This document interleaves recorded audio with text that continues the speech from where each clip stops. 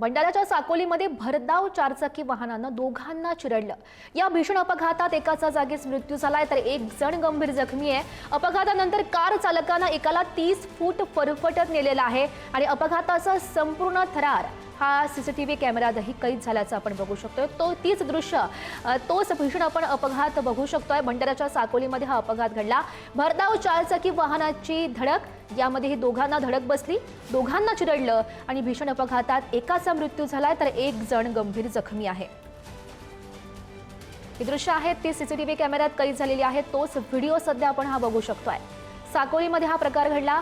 भरधाव चारचाकी वाहनाची दोघांना धडक बसली। या अपघातात एकाचा जागीच मृत्यू झालाय तर एक जण गंभीर जखमी आहे। या अपघाताविषयी अधिकची माहिती जाणून घेऊयात। आमचे प्रतिनिधी अक्षय खोब्रागडे सध्या आपल्या सोबत आहेत। अक्षय, आपण ही भीषण दृश्य बघू शकतोय अपघाताची, नेमकं काय घडलं? नक्कीच भंडारा जिल्ह्याच्या साकोली येथे भरधाव वेगाने जात असलेल्या चारचाकी वाहनाने रस्त्याच्या बाजूने जाणाऱ्या व्यक्तीस चिरडल्याची घटना घडली आहे। यामध्ये एका व्यक्तीस या चारचाकी वाहनाने 30 फूट अंतरापर्यंत चिरडत नेले आहे। यामध्ये पंकज रामू राऊत या व्यक्तीचा मृत्यू झाला आहे तर अविनाश हेमराज चहारे हे गंभीर जखमी असून त्यांना रुग्णालयात उपचारार्थ भरती करण्यात आली आहे। या घटनेची नोंद साकोली पोलिसांनी घेतली असून पुढील तपास चालू आहे। नक्कीच अक्षय, धन्यवाद दिलेल्या या सविस्तर माहितीसाठी।